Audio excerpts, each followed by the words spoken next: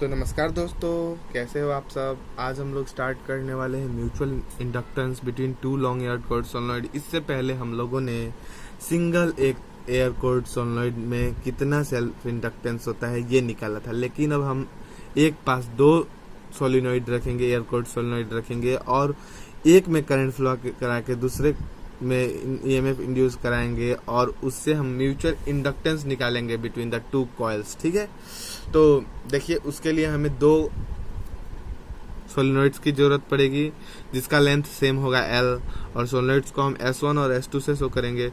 दोनों इतने same size के नियरली एक जैसे होंगे कि दोनों का क्रॉस सेक्शनल एरिया A होगा और दोनों एक दूसरे में लिपटे हुए होंगे। ठीक है, ऐसे या ऐसे कैसे भी आप डायग्राम ड्रॉ कर सकेंगे। डायग्राम में जानता हूँ अच्छा नहीं बना है, लेकिन आप लोग अच्छे से बना लीजिए, किसी बुक में भी देख लीजिए। ठीक है, तो देखिए हम कंसीडर करते हैं। Consider two long air cored solenoids of solenoid S1 and S2 of the same length L। Solenoid S1 surround S2, solenoid S1 S2 को सराउंड करके रखा हुआ है। ठीक है, रखा है। उसके बाद देखिए the two solenoids are closely wound that they have the same area of cross section. दोनों एक दूसरे से ऐसे लिपटे होंगे कि दोनों का क्रॉस सेक्शनल एरिया सेम होगा, जिसे हम A कहते हैं। ठीक है, let N1 and N2 be the turns of the solenoid S1 and S2 respectively। अब हम ये कंसिडर करते हैं कि S1 का नंबर ऑफ टर्न्स N1 है और S2 का नंबर ऑफ टर्न्स N2 है। तो अब हम एक सोलेनॉइड से दूसरे सोलेनॉइड का म्यूचुअल इंडक्टेंस निकालेंगे। ठीक है, now mutual inductance of S2 with respect to X1। हम म्यूचुअल इंडक्टेंस निकालेंगे S2 का S1 के माध्यम से। ठीक है, विथ रिस्पेक्ट टू S1, जिसे हम डिनोट करेंगे M21 से। तो the magnetic field B inside the solenoid S1। हम लोगों ने म्यूचुअल इंडक्टेंस में पढ़ा है कि इसमें हम करंट फ्लो कराते हैं और इसमें मैग्नेटिक फील्ड प्रोड्यूस होता है और इसके पास एक कॉइल रखेंगे तो जो मैग्नेटिक फील्ड लाइंस इसमें भी लिंक होती है तो इसमें ईएमएफ इंड्यूस हो जाता है। ठीक है, तो वही हमें निकालना है म्यूचुअल इंडक्टेंस। तो हम जब S1 में करंट फ्लो कराएंगे और उसमें मैग्नेटिक फील्ड जो प्रोड्यूस होगा, ठीक है, S1 में I1 करंट फ्लो कराएंगे और उसमें मैग्नेटिक फील्ड प्रोड्यूस होगा और S1 में फील्ड मैग्नेटिक फील्ड प्रोड्यूस होगा और वो S2 में मैग्नेटिक फ्लक्स लिंक करेगा। ठीक है, तो S2 में हमारा ईएमएफ इंड्यूस हो जाएगा, इसे ही तो म्यूचुअल इंडक्शन हम कहते हैं ना। तो S1 से हमारा मैग्नेटिक फील्ड प्रोड्यूस कराएंगे I1 करंट फ्लो करा के और वो S2 में लिंक होगा, जिससे S2 में इंड्यूस ईएमएफ इंड्यूस होगा। तो वही करना है हमें और उससे हम म्यूचुअल इंडक्टेंस तब निकाल सकते हैं। तो mutual inductance of S2 with respect to S1, S2 का mutual induction with respect to S1। ठीक है, तो the magnetic field B1 inside the solenoid S1 due to current I1 through it is given by S1 में हम I1 current flow कराएंगे तो उसमें B1 magnitude का मैग्नेटिक फील्ड प्रोड्यूस होगा, जिसे हम जानते हैं कि सोलेनॉइड में मैग्नेटिक फील्ड क्या होता है, म्यू नॉट NI। तो B1 हमारा होगा म्यू नॉट NI1 होगा, क्योंकि I1 वैल्यू का हम करंट फ्लो करा रहे हैं सोलेनॉइड S1 में। ठीक है, तो B equal to mu naught N1 I1। ठीक है, तो N हम जानते हैं number of turns per unit length होता है, तो यहाँ total number of turns per unit length लिख दिए। Since the solenoids are closely wound that the magnetic field inside solenoid S2 is also B1।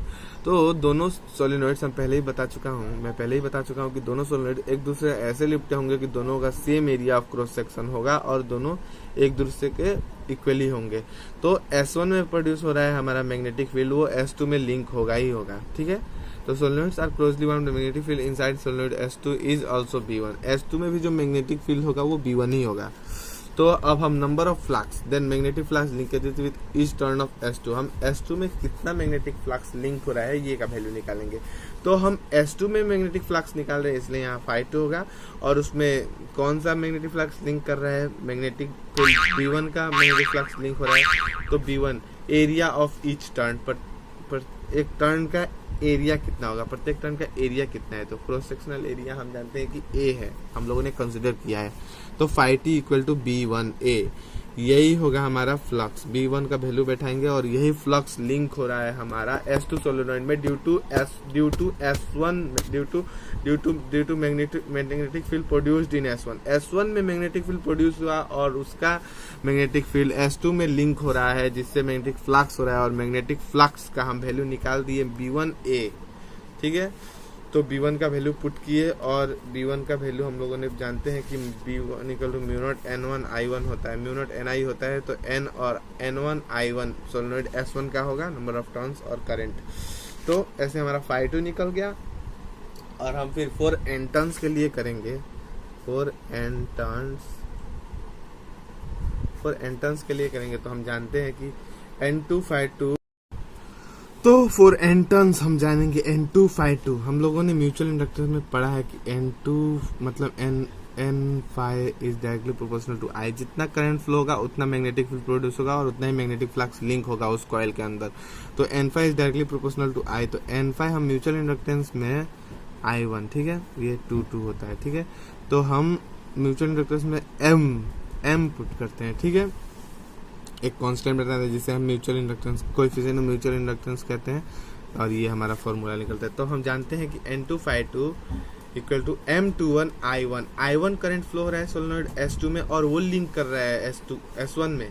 I1 current flow हो रहा है I1 current flow हो रहा है S1 में और वो मैग्नेटिक फील्ड प्रोड्यूस कर रहा है, और जो जाके लिंक हो रहा है सोलेनोइड S2 में, और जो मैग्नेटिक फ्लक्स लिंक हो रहा है। ठीक है, तो उससे मैग्नेटिक फ्लक्स लिंक हो रहा है, तो N2 फाई 2 और मैग्नेटिक फ्लक्स लिंक होने के चलते चेंजिंग मैग्नेटिक फील्ड भी हो रहा है। I1 करंट चेंजिंग है और सोलेनोइड S1 में मैग्नेटिक फील्ड चेंज हो रहा है, तो S2 में भी मैग्नेटिक फ्लक्स जो लिंक हो रहा है वो भी चेंज होता रहता है, जिससे एक EMF इंड्यूस होता है। ठीक है, तो हम यहाँ पे ये फॉर्मूला जानते हैं म्यूचुअल इंडक्टेंस में। तो M21 N2 फाई 2 I1 को इधर ला देंगे। ठीक है, और अब हम यहाँ पे N2 फाई 2 का वैल्यू हम लोगों ने निकाला है, तो फाई 2 का वैल्यू पुट करेंगे। हाँ, तो फाई 2 का वैल्यू पुट करके हमें मिलता है I1 कैंसिल हो जाता है, तो mu naught N1 N2 A by L। ठीक है, ये हमारा है mutual inductance in S2 with respect to S1। ठीक है, उम्मीद करता आपको यहाँ तक समझ आया होगा, देख लीजिए ये। ठीक है, अब बात करते हैं mutual inductance in S1 with respect to S2। ये भी सेम मेथड ही है, बस अब करंट हम S2 में फ्लो कराएंगे और S2 में मैग्नेटिक फील्ड प्रोड्यूस होगा, लेकिन उसका मैग्नेटिक फील्ड जाके लिंक होगा S1 में भी, और मैग्नेटिक फ्लक्स निकाल लेंगे, और फिर हम N phi equal to MI का म्यूचुअल इंडक्टेंस का फॉर्मूला बैठा के हम यहाँ पे म्यूचुअल इंडक्टेंस निकाल लेंगे, म्यूचुअल इंडक्शन निकाल लेंगे। ठीक है, म्यूचुअल इंडक्टेंस निकालना बहुत ही ईजी है, उम्मीद करता हूँ आपको लोग को समझ ही आ रहा होगा, मैं पढ़ा रहा हूँ। तो देखिए, तो the magnetic field B2 inside solenoid S2 due to current I2। जब S2 में हम करंट I1 फ्लो करा रहे हैं, S2 में करंट I2 फ्लो करा रहे हैं, तो उसमें मैग्नेटिक फील्ड प्रोड्यूस हो रहा है, जिसे हम B2 से डिनोट कर रहे हैं। ठीक है, तो हम जानते हैं कि किसी सोलेनोइड के अंदर मैग्नेटिक फील्ड होता है B equal to mu naught NI, तो B2 इक्वल टू होगा म्यू नॉट N2 I2, क्योंकि हमारा number of turn solenoid S2 का N2 है और करंट उसमें हम I2 फ्लो करा रहे हैं, तो म्यू नॉट N2 I2 कर देंगे। और स्मॉल n हम लोग जानते हैं कि नंबर ऑफ टर्न्स पर लेंथ होता है, तो कैपिटल N2 कर देंगे, जिससे हम मिलता है number of turns, total number of turns by length I2। तो हम लोग जानते हैं कि S1 और S2 एक दूसरे से पूरे लिपटे हुए हैं, जिसके चलते उन दोनों का क्रॉस सेक्शनल एरिया लगभग सेम है। तो जब हम S2 में मैग्नेटिक फील्ड प्रोड्यूस कर रहे हैं, तो वो एकदम मामूली है कि S1 तक जा ही रहा है, तो उस S2 के चलते S1 में EMF इंड्यूस होगा, म्यूचुअल इंडक्टेंस होगा। तो solenoids are closely bounded, magnetic field in the S1 is also B2। Magnetic field जो S1 के अंदर भी होगा वो भी B2 ही होगा, तो जिसके चलते हम फ्लक्स निकालेंगे S1 में, कितना मैग्नेटिक फ्लक्स लिंक हो रहा है S1 में ड्यू टू S2। तो phi 1 equal to B1A, B1 नहीं होगा, B2A होगा। B2 में हमारा मैग्नेटिक फील्ड प्रोड्यूस हो रहा है, जो B1 में आके लिंक हो रहा है, तो B2A। तो B2 का वैल्यू हम लोगों ने यहाँ पे निकाला है, B2 का वैल्यू यहाँ पे पुट करेंगे, और जिससे हमारा फाई 1 का वैल्यू आ जाएगा, और फिर हम लोग नंबर फॉर एन टर्न्स हम लोग जानते हैं mutual inductance N151 equal to M12 I2। ठीक है, I2 यहाँ क्यों आ रहा है, क्योंकि I2 करंट फ्लो हो रहा है सोलेनोइड S2 में और हमारा S2 का मैग्नेटिक फील्ड जाके लिंक हो रहा है S1 में। ठीक है, और जिससे मैग्नेटिक फ्लक्स प्रोड्यूस हो रहा है। तो एन टर्न्स में, पूरे टोटल टर्न्स में हमारा कितना मैग्नेटिक फ्लक्स लिंक हो रहा है, N151 equal to 1 M12 I2। अब हम इसे M12 एक साइड रखेंगे और टोटल एक साइड कर देंगे, तो M12 equal to N151 bye I2। अब यहाँ पे हम 51 का वैल्यू पुट करेंगे और यहाँ पे I2 कैंसिल हो जाएगा और M12 का वैल्यू हमें मिल जा रहा है mu naught N1 N2 A by L। देख लीजिए, तो यहाँ पे हमारा mutual inductance due to mutual induction of S2 with respect to X1 भी हम लोगों ने यहाँ डिराइव कर लिया। तो देखिए एक चीज गौर कीजिए, M12 जो ये है और M21 हम लोगों ने जो निकाला था, दोनों देखिए सेम आया है, मतलब M12 और M21 इक्वली है। ठीक है, M12 और M21 इक्वली है। ठीक है, Thus, mutual induction between two coil is same, no matter which of the two coil carries the current। अगर तो हमें यहाँ मिल रहा है कि दोनों कॉइल्स का जो म्यूचुअल इंडक्शन है वो सेम है, उसमें ये डिपेंड नहीं करता कि which coil is same, no matter which of the two coil carries the current. ये मैटर नहीं करता कि कौन सा कॉइल करंट फ्लो कर रहा है नहीं कर रहा है, दोनों में म्यूचुअल इंडक्शन जो होता है वो सेम फ्लो होता है। ऐसा नहीं है कि I1 में हम करंट फ्लो कराए तो S2 में जो मैग्नेटिक फ्लक्स लिंक हो रहा है उसका म्यूचुअल इंडक्शन कम होगा, और S2 में कराए तो S1 में जो मैग्नेटिक फ्लक्स लिंक हो रहा है उसका कम होगा म्यूचुअल इंडक्शन। ऐसा नहीं है, दोनों का इक्वल म्यूचुअल इंडक्शन आता है भले ही किसी में करंट फ्लो हो। ठीक है, तो यहाँ पे हमें ये मिलता है।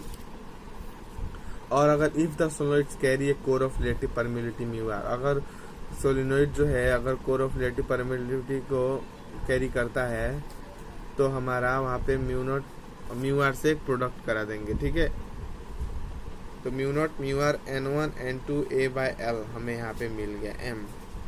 ठीक है, इसी के साथ यहाँ पे हमारा mutual inductance between two long air cored solenoid हमारा खत्म होता है।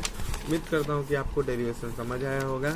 तो वीडियो को लाइक करना, चैनल को सब्सक्राइब करना और दोस्तों के साथ शेयर भी करना, ताकि और सारे फ्रेंड्स को आपके ये नोट भी मिल सके और ये टॉपिक को समझ सके।